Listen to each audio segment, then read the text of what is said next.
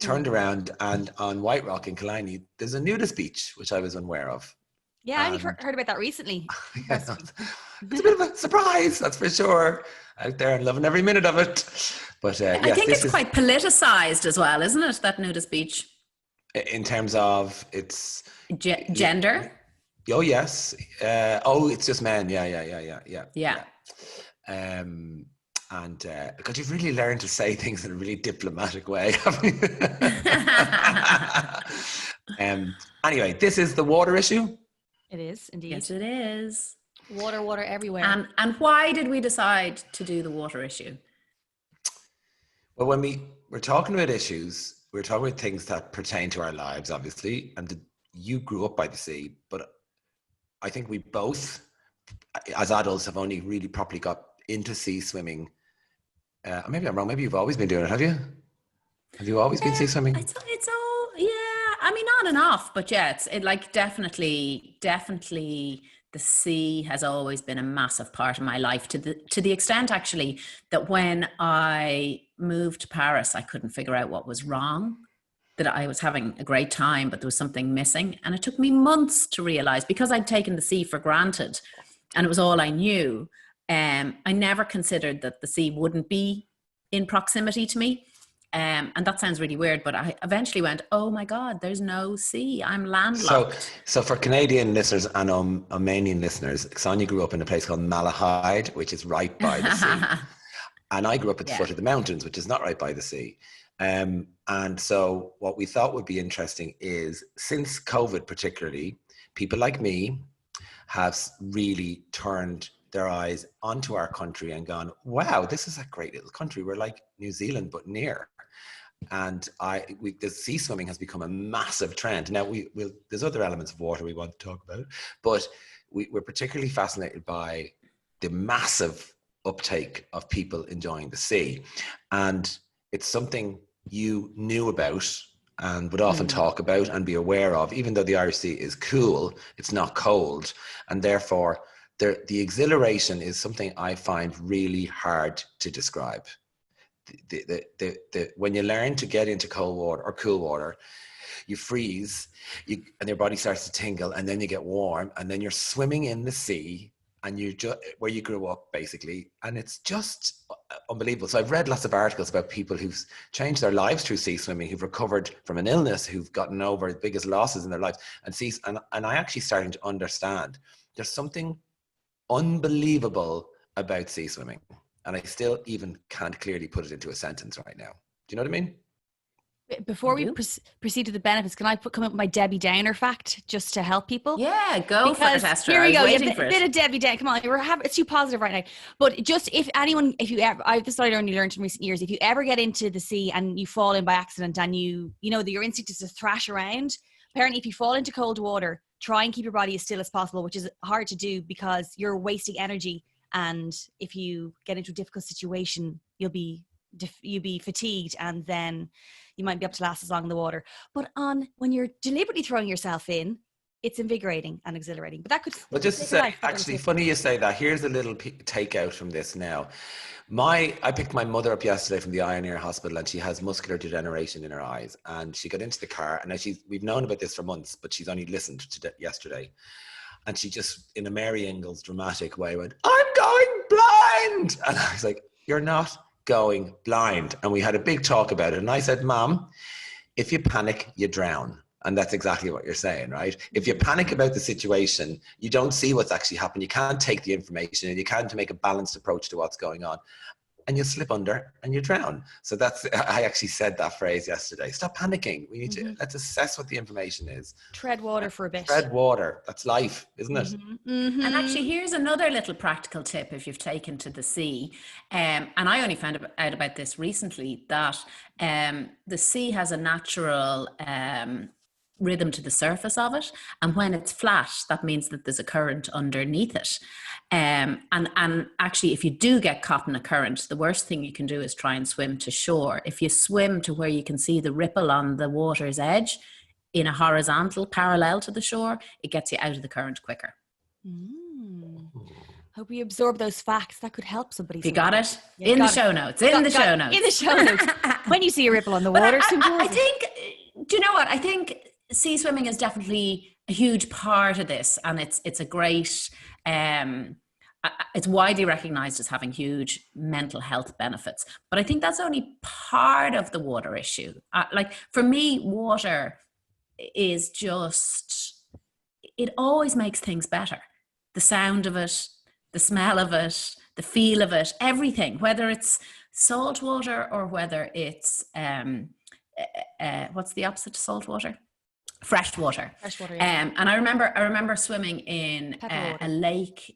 I remember swimming in a lake in Portugal, which was like fluorescent green with algae, and this particular lake was known for its curative properties and how it made your skin feel amazing.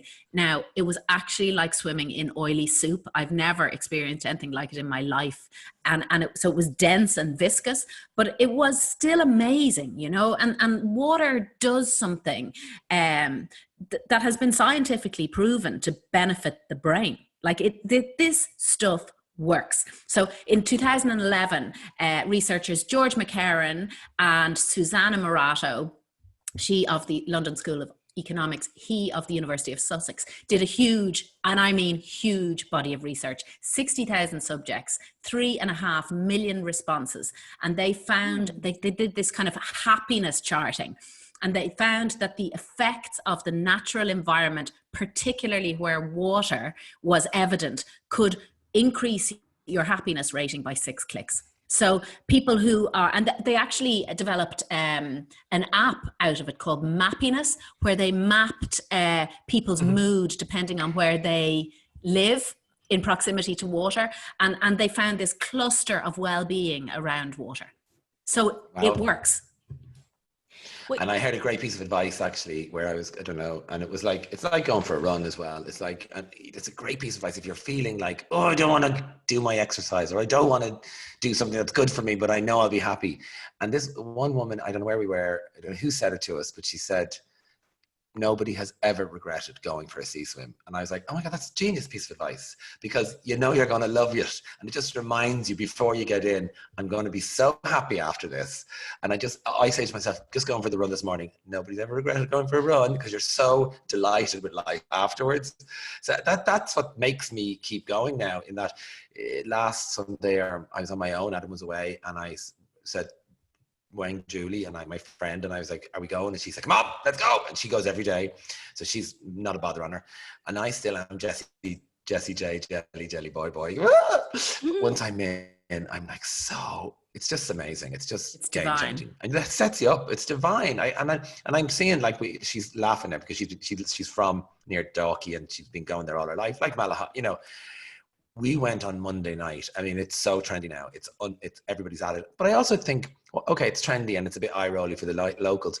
But what's brilliant about Ireland is nobody owns the beaches. They're public property, and that's with very good reason, right? So if you can get to any beach, you're entitled to be there, which I love. So even though, you know, coastal living belongs to the wealthy, it's not, you know, everybody has access to it, which is absolutely wonderful as Irish people. But into a few other minor celebrities actually, and one of them just didn't even say hello. I'm not even going to name him, and he had his dry robe on and he just looked at me and said, day 65. So that's the kind of toss I don't like, right? It's like and actually there's a bit of a sneery group thing. So people who wear the dry robes, you know, the floor length robe, I think the people who don't wear them sneer at them. I'm learning, right? But I'm like, they're not Julie, hardy I think they enough. look like well, no, they're very expensive and they're very cool and they're very, you know, but I'm like, I don't know. I think they look like a really good idea. Yeah. They're huge, big, oversized robe, right? So no doubt I will succumb to, like I did when I got my first mobile phone. I don't care if people think I'm a wanker. I'm getting a dry robe. keep you cozy. Why not? Yeah. But Sonia, what you were saying about when you went to Paris that time, I felt that a couple of weeks ago. I was like Fritz, and I was like, I have to get out of the house. And so, but I knew I'd left it too late, but I was like, I have to get to the water. So I booked myself in like a golden girl into a hotel in Dunleary, and just seeing the sea every day, I was like, this is what I need. I knew I needed it, and going on gentle walks, and it was just lovely. Wow, that's amazing. That's so mature. Just like when I was like OAP. I was like a golden girl. I was like, will I go for a walk on the East Pier? I think I will.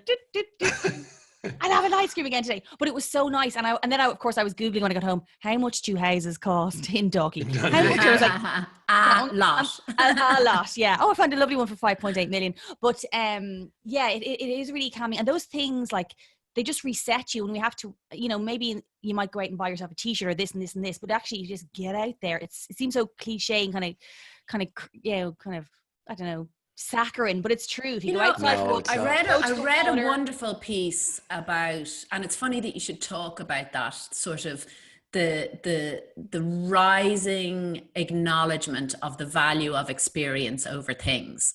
And I think it might have been the Happiness Lab I was listening to, and they were talking about the fact that when you buy a thing, you have a little freeze-on of anticipation, and then you own the thing, and the thing, whatever the thing is, doesn't have the power to keep manifesting itself as a value.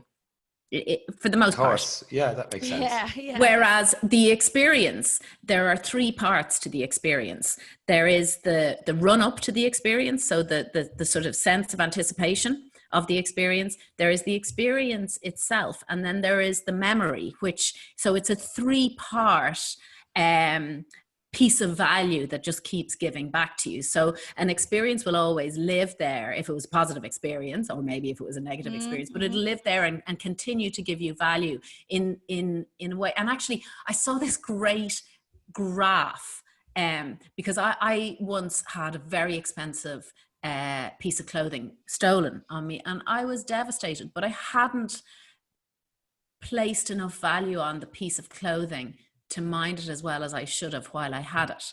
So in other words, my neglect of the piece of clothing resulted in it being stolen. And so this idea of the value you place on something before you own it is here. The value you place on it while you have it is here. And the value you place on it once it's gone is here again. Yeah. You know, so it's only in the wanting either side of owning that you have value. That's interesting looking at it like from a value perspective, because I suppose, yeah, like memories and experiences, you can still cry laughing again if it's a good experience at something that happened like 15 years ago. And it's like, that has paid for itself, whatever it was. It's like, you can be right back there. It's brilliant. And it's the same story. It's the same lines, but yeah, that's good. It's funny. And my background to it actually just triggering me with memories of the sea is my father. As I've said before, his mother was a fishmonger. They were really sea people, even though because they're from the city centre originally, I think. And so there was a lot of dock workers, and sea was familiar to him. My dad was a brilliant swimmer, really strong, really would just go on to swim. But my mother was terrified of the sea. So we grew up with her fear of the sea. And this sounds like a kind of a joke, but we grew up, don't go in there, it's deep. You'll bang your head. You'll get a cramp and you'll drown. I thought a cramp was, you got a cramp, like, and I didn't realize it was, you know, I'm going yeah, I didn't know what it meant, but that was a big fear. Terrified of deep water. And then honestly, this is really weird, stupid and funny, but they took us to see Jaws when I was about 9, and I was afraid to go downstairs, never mind deep water. It scared the bejesus out of me. And that, even now, like, I went for a deep swim like a couple of weeks ago in Kerry, and I was like, ooh, and I was like, get that stupid fear out of your head. That's just a made up manifested fear. There are no, and then the guy said to me, oh, there was a basking shark here last week. Where was it? Like, so unfortunately, kind of tragically, you inherit those fears. And it's kind of what I was saying to my mother yesterday in the car. You've a life lived with fear. It seems to be your generation. I don't know. Let go of the fear that you and I said to her that line that I got from you, Sonia, Mum, you can only manage the controllable. You can do nothing about the uncontrollable. So why sweat it? And I suppose I feel every time I'm in the sea now, and I'm 50 next year, I feel that's a good 20 fucking years stolen from me from sea swimming. That I would be on holiday and, oh no, you go ahead, I'm afraid of the sea. And I would accept my fear. And here's another really big, shocking thing. It's like, and there's 50% of the people I meet will know this and 50% won't. Okay, so I always give the example of what's tato short for? Esther? Potato? What's tato? It's short for potato. Well, no, okay, yeah. No. You didn't know. That's what I said. Stop. Yeah. Okay. And people always backtrack and go here. I never knew you floated in seawater. Nobody ever told me. And every time I'm sea swimming and I meet somebody nervous, I go, you float in seawater. If you just up and breathe in, you'll float. And half of the people go, really? The other half, of course. I never knew that. And in fact, like nobody told me that till about 2 years ago. Andrew Hetherington told me that in Greece. You float, Brendan. You float. And I was like, well, you float differently in different seas. You know that. It's related to the level of salination. Yeah. Yes, of course. So in lakes, you just go down like a bomb, right? Yeah. In natural water, you don't float. And it's really different in natural water, isn't it?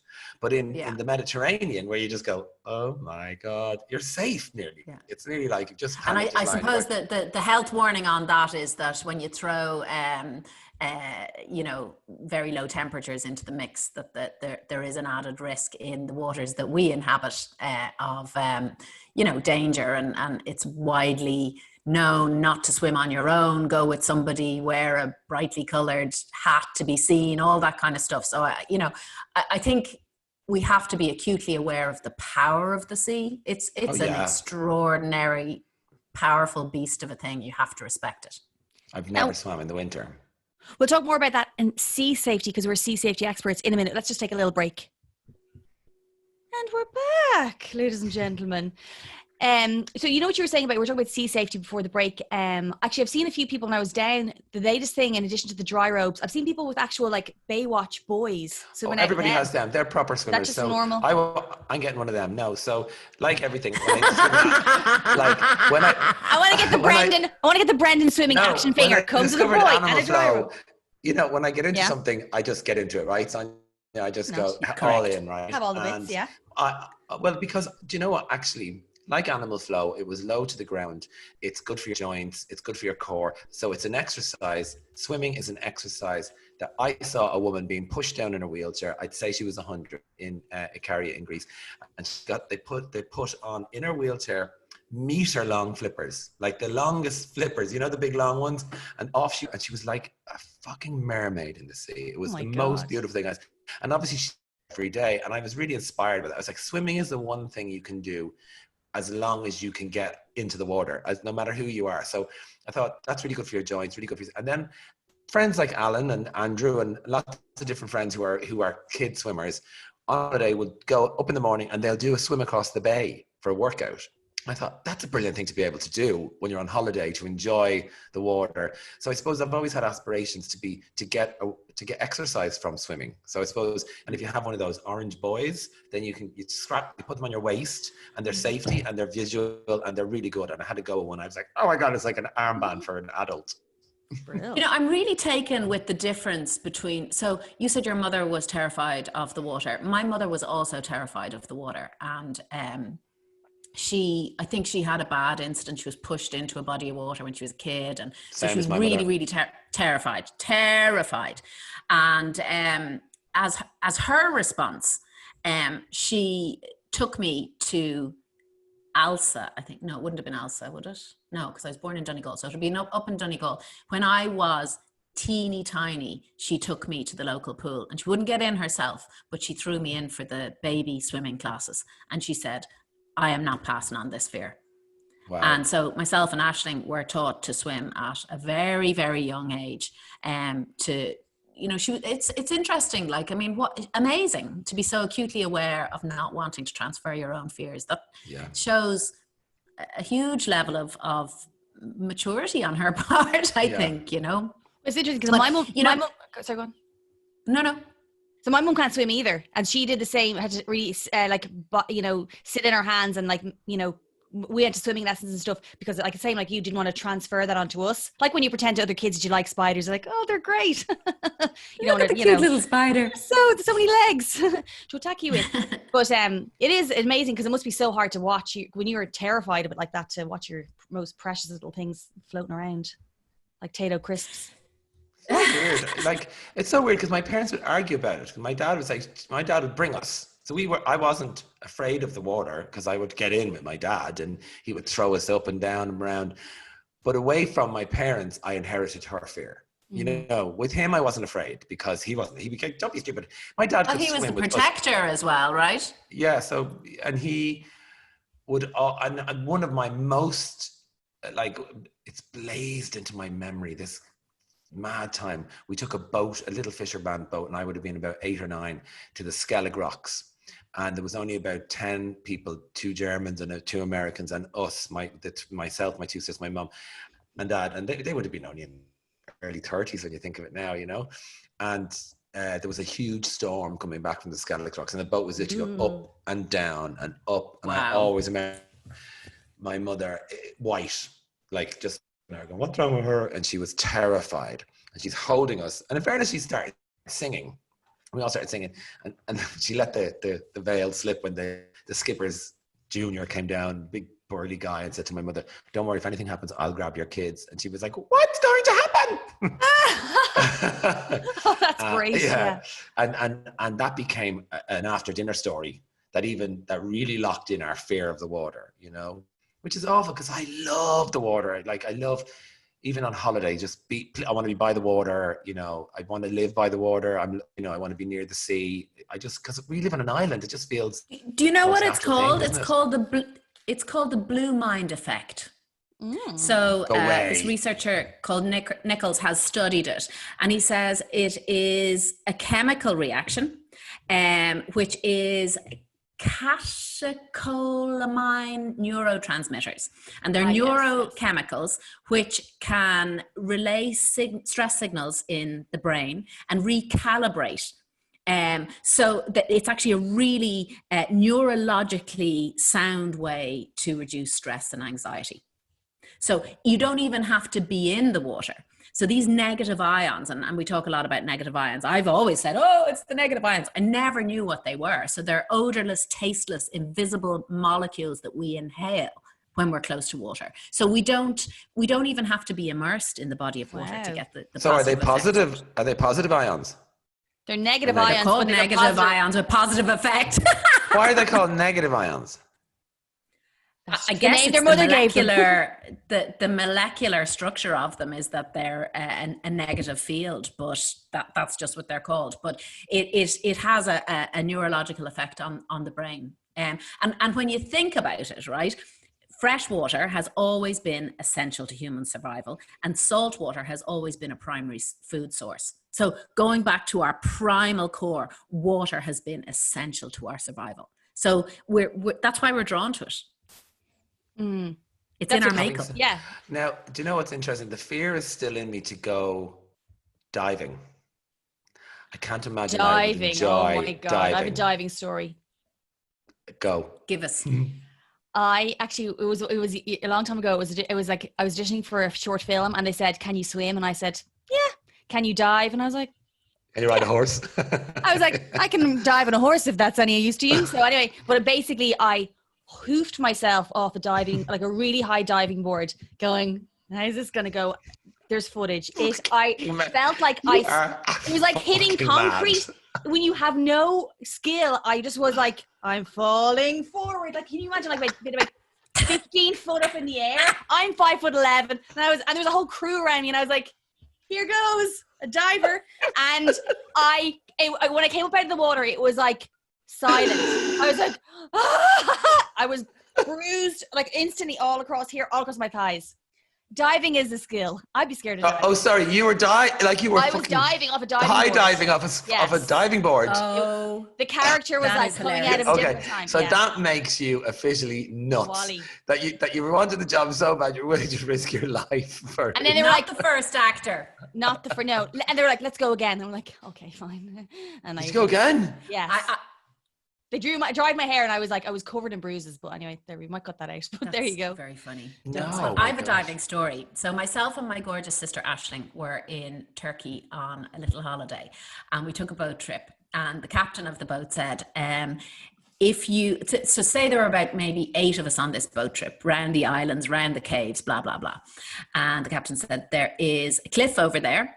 It's about 60 feet high. At the base of the cliff is a meteor pool, where a meteorite has hit the earth.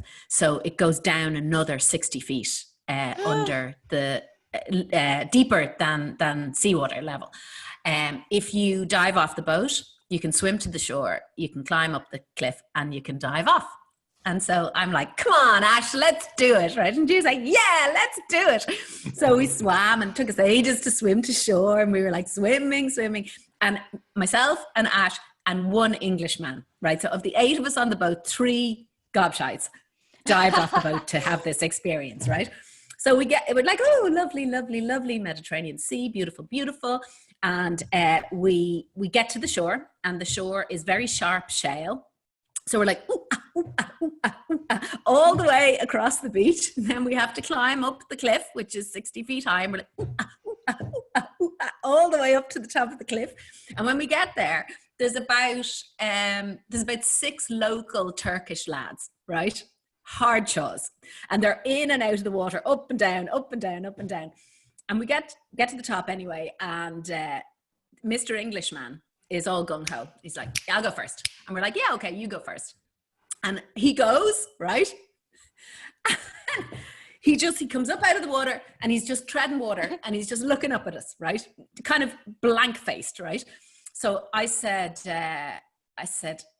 I'll go next. And Aisling said, I don't know if I can do it. And one of the Turkish guys grabs her by the shoulders and says, what is your name? And she said, Aisling. And he just goes, Aisling, you can do it. This one goes first, right? Because he knew she could wimp out, right? So she dived in, and then in quick succession, not dived, we jumped, right? We all jumped. In quick succession, I jumped straight after her. And we go down into this black, perfect circle where the meteorite has hit the earth. And the 3 of us end up very close. I'm not joking you. When you hit the water, the degree to which the sea decides to give you an enema from that height is extraordinary.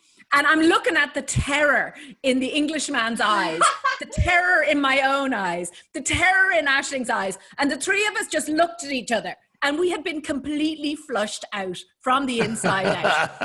And the look in his eyes just said, we will speak of this to no one. We all just swam back to the boat, shell-shocked. I'll never forget it. So the tip is, keep your thighs tightly closed when diving from a height. Like this. Keep your legs closed. Baby. Oh my God, keep your legs closed. I had a similar incident on a really high water slide once. And I remember my brother at the end, it was similar. We both were like, yeah. Not good. That happened to us in Greece. We went to this walk. It was national park signs. It was all very government official. We went up this, hit myself and Adam. He's like, this way. We went up, and we found this sort of wooden staircase, and it went up, and it was a treehouse restaurant, and we had a lunch. And then instead of going back down, we just continued up. So we had missed a bit of the walk. Anyway, we kept going. It was really weird. So we basically had looped around the top of this thing, right? And then we have to come back down. So we take them down, and we come down this rock face, which there's no way back up. And then there's people sort of along, young couples, and I'm like, this is all good. And we're in our flip-flops. I'll never forget it, by the way. People keep looking at us in our flip-flops. And then we get to the top of another ridge, and we've come down a water face, and we look back, and there's ropes that the locals have put there for you to climb down. There's no way of getting back up because it's running water. So it's like a demi waterfall, and it's slippy. So there's no way. So we're at this ridge, and it's a pool, and we sort of walk across the pool, and it's up to here, up to our shoulders. Oh, this is so much fun! And we get to the top, and we're at the top waterfall, and there's loads of people down the end doing selfies at the waterfall, which is as far as they've come. But we're at the top, and there's the 2 other couples. I never forget it. It was a South African couple, and the girl was like, "No fucking way, no fucking way!" And then there was these young guys. And I said, and Adam, weirdly, it's like Spider-Man, I don't know how he did it.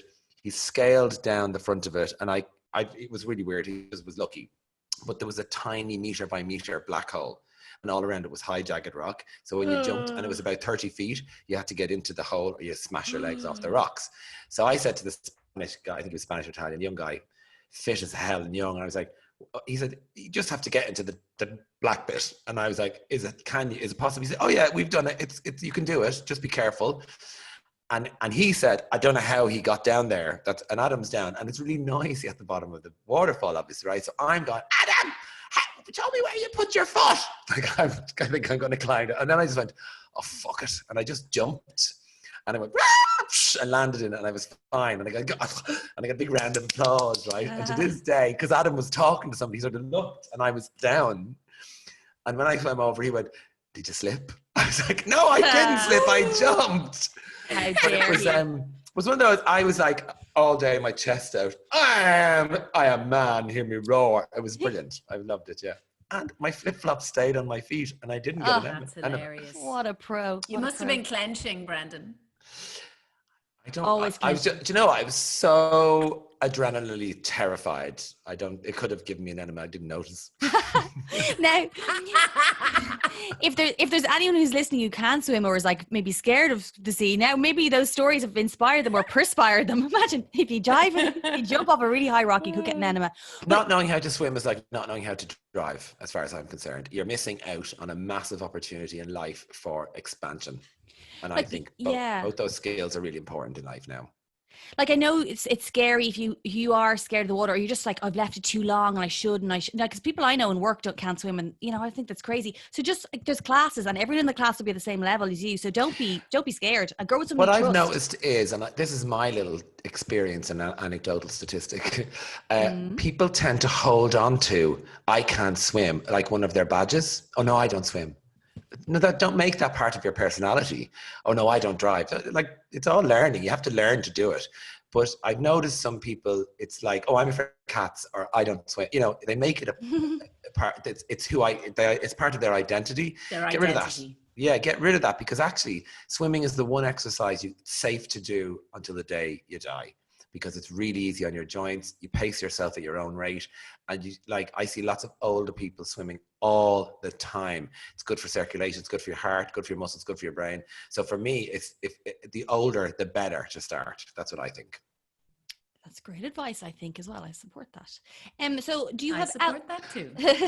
We are both supportive of that. Thanks, but I wasn't looking for support. And we're back to bras again. Full circle. Full circle. It's a full circle moment. So what are your outside things today, please? Oh, yeah. So anything exciting for me? For us? So, Sonia, I think you have an app, don't you? Because I have an app. No, I have an object. Ooh. Oh, go for it. Go. Oh, go. What's your object? So over my shoulder here, if you're watching this on YouTube, I'm pointing to two, a diptych by Dorothy Cross, the fantastic Irish artist, two jellyfish. And they're very special jellyfish because they're printed with phosphorescent paint. So they glow in the dark. And actually, Dave took the most beautiful photograph of them last night when we were going to bed. Perfect photograph of them glowing. So we can share that when we are promoting the hell out of this podcast once it's live. Mm-hmm.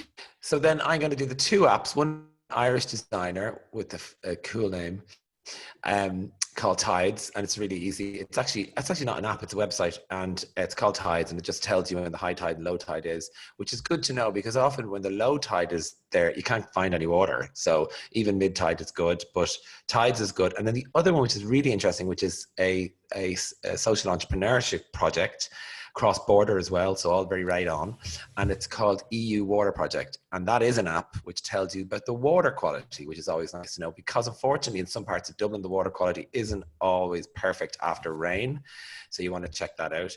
But it's actually quite nice to know when the tide is and actually what the water quality is. It gives you another little, I suppose, comfort blanket as you're getting into the sea. Yeah. And just do it. Amen. Just dip your toe. Yeah. Just do it. Give yourself an enema by What advice, Sonia? What advice would you give to someone? Now, you've been sea swimming for years. It's almost, for me, there was a hurdle in my brain. So the first couple of into the sea were, oh, this is ever get easier, and then the next one was, oh no, that moment is part of the process. Yeah, I think it's about the development, first of all, with comfort around an action, security around an action, developing eventually into a habit. And by the way, I am not claiming that I'm a hardcore sea swimmer. I am the light version of that, and I will not swim all year round, but I'll swim for as long as I comfortably can. And it's a very social thing. I mean, particularly, I think it's really interesting that in COVID, so many people have found solace in the simplicity of dipping their bodies in sea. It's almost like a sort of it is a meditation. And it is a sort of a communing with nature in the way that we were too goddamn busy and overwhelmed to do before the shit hit the fan. So I think if anything stays as a positive legacy from COVID, if that could be one of them, the world would be a better place. And also, I leave you with this, which is I don't know what it is, but it fascinated me. My friend Julie told me that she's not a big swimmer, but she'll get in for about 20 minutes and have a little swim out and a little swim in. But actually, the change in temperature in your body, first of all, makes all the blood rush to your organs. So technically, some people suggest that massages the organ and massages any sort of bad center. But actually, it's, even though it's kind of at first, it's not very hard, and it's hugely calorie burning. So it burns loads and loads and loads of calories, and that's never a bad thing. Do you know, there's one other thing just before we go, not to be the one specifically to have the last word. You're free to come in after this if you want to. God forbid. God forbid. This is like my pet. Oh, what's that? Bridesmaids. And just one last thing. What's and as really, they say, what I've been increasingly interested in magnesium as a supplement. I'm seeing it as something that, well, first of all, it's really good for relaxing the body. It's good for sleep. It's good for regulating anxiety and stress. And actually, the best method of magnesium absorption is through water. So Epsom salts are magnesium, and we all advocate those. So I think where absolutely the ultimate is to get that outdoor communing with nature, sea swimming effect. There are still huge benefits to be had from, taking a mineral bath, from, taking thermal waters, being at a thermal spa, all of those things, which are obviously much more expensive than throwing yourself in the sea, but they're safer and easier in one way. So I think water in all its form has a benefit. Yeah, just joined the dots. I put a bath in my house, remember? Anyway, yes, I love water. And in fact, I'm going to go for a little dip later today. Where's your favorite place